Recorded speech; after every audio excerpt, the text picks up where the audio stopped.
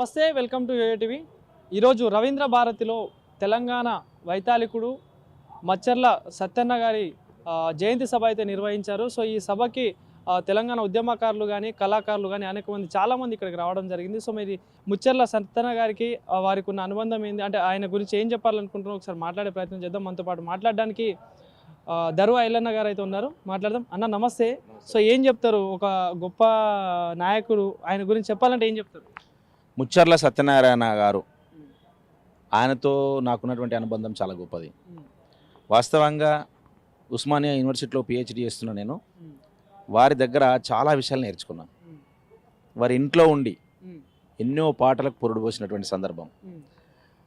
వారి పేరు ముచ్చర్ల సత్యనారాయణ అంటే ఊరుకు మూడు దిక్కుల చెరువులు ఉండడం వల్ల ఆ ఊరు పేరు ముచ్చర్ల అయింది. ఆ ముచ్చర్ల వాళ్ళ ఇంటి పేరు కాదు, అది ఊరు పేరు. వాళ్ళ ఇంటి పేరు సంగంరెడ్డి సత్యనారాయణ, కానీ ఊరు పేరు ముచ్చర్ల కాబట్టి ముచ్చర్ల సత్యనారాయణ పేరు వచ్చింది. అట్లా వారి కుమారుడైనటువంటి పృథ్వీరాజ్ యాదవ్ గారితో మాకు ఉస్మానియా యూనివర్సిటీలో అనుబంధము. ఆ అనుబంధం ద్వారా వాళ్ళ నాన్నగారితో పరిచయము. వాళ్ళ నాన్నగారు మాకు ఒక సొంత తండ్రిలాగా, ఒక గైడ్లా, ఒక గురువులా మాకు చాలా విషయాలు చెప్పేవారు. తెలంగాణ ఉద్యమంకి సంబంధించి చాలా విషయాలు ఆయన గతంలో ఇడ్లీ సాంబార్ గోబ్యాక్ నుంచి పెద్ద మనుషుల ఒప్పందం జరిగిన తర్వాత ఏం జరిగింది అన్నటువంటి ఒక ప్రత్యక్ష సాక్షి. మాకు 69-52 ఉద్యమం నుంచి ఆ తొలిదశ ఉద్యమంలో ఏం జరిగిందో మేము ప్రత్యక్షంగా చూడలేం, కానీ ఆ ప్రత్యక్షంగా భాగస్వామై పాల్గొన్నటువంటి ఆ తొలితరం ఉద్యమకారుడితోటి సావాసం ఉన్నందుకు ప్రత్యక్షంగా ఆ విషయాలు మాకు తెలుసుకునే అదృష్టం దక్కింది. అట్లా 52లో ఏం జరిగింది, ఇడ్లీ సాంబార్ గోబ్యాక్ ఎట్లా అన్నాము, తర్వాత సీమ వలసాంధ్రవాదుల కుట్రలు ఎట్లుంటాయి, తెలంగాణ సోదర తేల్చుకొని బతుకు మోసపోతివ నువ్వు గోసపడతావని స్వయంగా ఆయన రాసిన పాటల్ని మాకు వినిపించేవారు. సాగు బతుకుల మధ్య సాగుతున్నది నావా, ఏదరికి చేర్చేవో సోదరా నీ నావా, ప్రత్యేకమై ఉండి ప్రగతి సాధిస్తావో అని చెప్పేసి, అంటే లేకుంటే బానిసత్వంలో మునిగిపోతావు అనే ఉద్దేశంగా ఆయన రాసినటువంటి పాటలు చాలా గొప్పగా ఉంటుండే. అవి మాకు చాలా ఉత్ప్రేరకంగా, మాకు ఇన్స్పిరేషన్గా, మేము పాటలు రాయడంలో పాడడంలో మాకు చాలా ఇన్స్పిరేషన్. నాకు ప్రత్యేకంగా నా జీవితం మీద ముచ్చర్ల సత్యనారాయణ గారి ప్రభావము, తొలితరం ఉద్యమకారుడి కవిగా, ఆయన గాయకుడిగా ఆయన ప్రభావం నా మీద ఉన్నదని చెప్పేసి నేను గర్వంగా చెప్తాను. సో ఏం చెప్తారు, అంటే ఒక పాట రూపంలో చెప్పాలన్నా కూడా ఇంత గొప్పగా చెప్తామన్నారు, ఏం చెప్తారు ఒకవేళ చెప్పాలని? ఆయన చాలా పాటలు రాసిండు. ఇప్పుడు సంజీవరెడ్డి అప్పుడు నీలం సంజీవరెడ్డి ముఖ్యమంత్రిగా ఉన్నప్పుడు ఆయన వ్యతిరేకిస్తూ రాసిన పాట అది. సంజీవారెడ్డి మామ అయ్యయ్యో రామ రామ సంజీవారెడ్డి మామ అనే పాట అద్భుతంగా ఆ టైంలో రాసి పాడినంటే అది ఇప్పటి పాటలు కావవి, అప్పటి పాటలు. అట్లా మేము వారు రాసినటువంటి పాటల్ని, ఆ సాహిత్యాన్ని విని ప్రత్యక్షంగా ఆయనతో ఆ సందర్భంలో ఉండడం వల్ల మాకు చాలా ఇన్స్పిరేషన్గా, గత కాలంలో అప్పటి ఉన్న పరిస్థితులకు వారు రాశారు, ఇప్పుడు ప్రస్తుతం ఉన్న పరిస్థితుల్లో మేము ఎందుకు రాయకూడదు అని చెప్పేసి మేము విద్యార్థుల మీద రాసుకున్నాం కదా. ఓ ఎంఏ చేసే సమ్మన్న, ఓ ఎంఎస్సి చేసే సదన్న, మన బతుకులు బాజార్ల పడ్డే బీడి చేసే బాలన్న, మన తెలంగాణ గమాయరో నౌకరి రాని ఎంకన్నా, అంటే ఇప్పుడు పరిస్థితులకు మేము రాసుకునేవి.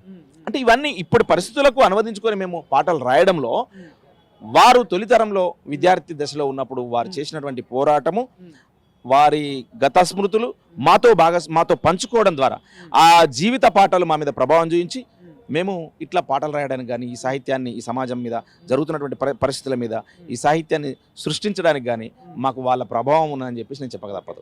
సో గతంలో కూడా ఆయన కూడా ఎన్నో పోరాటాలు చేశారు, ఎన్నో ఉద్యమాలు చేశారు, అంటే పాటలు కూడా రాశారు. మీరు కూడా ఇప్పటికీ చాలా ఉద్యమాలు చేస్తూ ఉన్నారు, పోరాటాలు చేస్తూ ఉన్నారు. సో ఇప్పుడున్న పరిస్థితుల మీద ఏం చెప్పదలుచుకున్నారన్న తెలంగాణ ప్రజలు? నేనేమంటున్నానంటే, తెలంగాణ ఉద్యమం జరుగుతున్నప్పుడు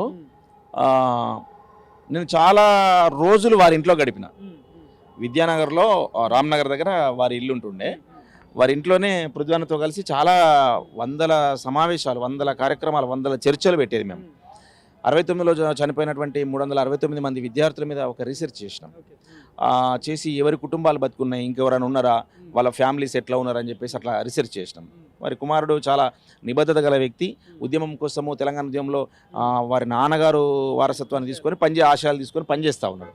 పనిచేసే క్రమంలో మేమందరం తోడు కావడము, మేమందరం రకరకాల చర్చలు, సమీకరణలు చేయడం ద్వారా తెలంగాణ ఉద్యమంలో ప్రస్తుత పరిస్థితుల మీద మనం కొట్లాడాలని చాలా కమిట్మెంట్ కొట్లాడుతున్నాం.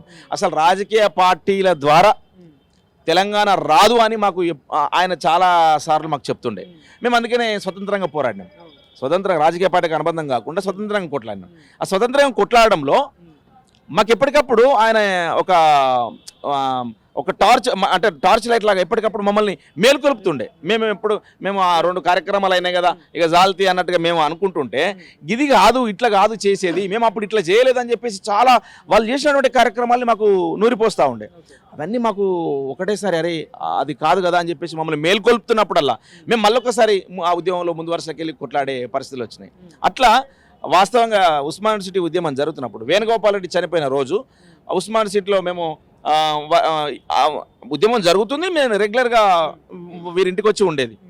అప్పుడు పోలీసు వాళ్ళు ఎంక్వైరీ చేసి వాస్తవంగా నన్ను పృథ్వన్న వాళ్ళ ఇంట్లో నుంచి, ముచ్చల సత్యనారాయణ గారి ఇంట్లో నుంచే నన్ను తీసుకెళ్ళి అరెస్ట్ చేశారు. అంటే నేను చెంచల్గూడ జైల్లో అరెస్ట్ అయ్యి జైలు జీవితం గడిపిన రోజు, అది వాళ్ళ ఇంట్లో నుంచి నన్ను అరెస్ట్ చేసుకుపోయిన రోజే. అట్లా ఉద్యమంతో వారు కూడా చాలా సంతోషపడ్డాడు. అంటే మీరు కనుక ఇండిపెండెంట్గా ఉద్యమం చేస్తే తెలంగాణ ఖచ్చితంగా వస్తుంది. ఎందుకంటే రాజకీయ పార్టీలు ఎప్పుడైతే ఇన్వాల్వ్ అవుతాయో స్వార్థం పెరుగుతుంది. ఆ స్వార్థం పెరుగుతున్నది కాబట్టి ఇన్ని సంవత్సరాలు పట్టింది. మీరు ఇండిపెండెంట్గా నడిపేయండి ఉద్యమాన్ని అని చెప్పేసి మాకు చెప్పేది. అట్లాంటి అవన్నీ కూడా నాకు ఇప్పటికి జ్ఞాపకం వస్తున్నాయి. అందుకనే ఓ యుద్ధం అనే ఒక పుస్తకం తీసుకొచ్చాను నేను. ఓ యుద్ధం అనే పుస్తకంలో ప్రస్తుతం జరుగుతున్నటువంటి ఉద్యమ కార్యక్రమాల మీద స్వయంగా వారి అనుభవాలని, విద్యార్థులు రాసినటువంటి అనుభవాలని పుస్తకంలో నా సంపాదకత్వంలో తీసుకొస్తే, ఆ పుస్తకానికి ముచ్చల్ల సత్యనారాయణ గారి చేత ముందు మాట రాయించడం జరిగింది. వారి జీవిత అనుభవాలు, వారి గత స్మృతులు అవన్నీ క్రోడీకరించుకుంటూ ఓ యుద్ధంలో ముందు మాట రాయడం. ఆ ముందు మాటలో చెప్పినటువంటి అంశాలు కూడా గత ఉద్యమాల్ని, ప్రస్తుత ఉద్యమాల్ని పోల్చుతూ మీరు విద్యార్థి తరం కూడా నిస్వార్థంగా, నిజాయితీగా, రాజకీయ పార్టీలకు అనుబంధంగా కాకుండా కొట్లాడండి, తెలంగాణ వస్తుంది. 69లో చనిపోయిన విద్యార్థి అమరవీరుల సాక్షిగా మీరే ప్రత్యామ్నాయం తెలంగాణలో, రాజకీయ పార్టీలకు కాదు అని చెప్తుండే మాకు. అట్లా వారి ఆశయాల మేరకు, వారు చెప్పిన ఆలోచనల మేరకు మేము ప్రత్యక్షంగా వారితో కొంత సమయము గడిపే అదృష్టం దొరికినందుకు గర్వంగా భావిస్తా ఉన్నాను. Thank you. Thank you.